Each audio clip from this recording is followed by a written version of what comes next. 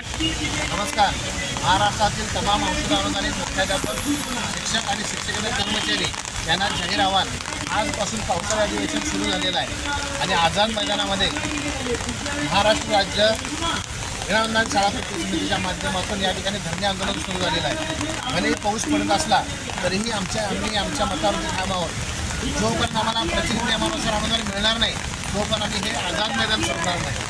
तरी आपल्याला या व्हिडिओच्या माध्यमातून विनंती आहे की आपल्याला अनुदान महत्त्वाचं आहे, आंदोलन कोण करतं हे महत्त्वाचं नाही आहे. त्यामुळं आपल्याला अजूनही संधी आहे.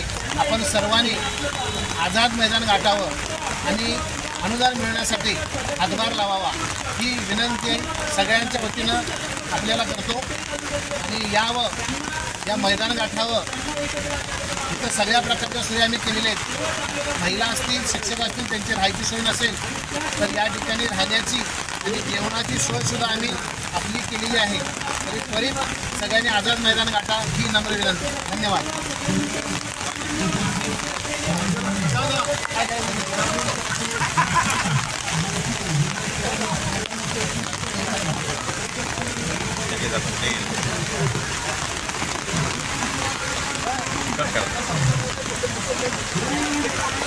झाला.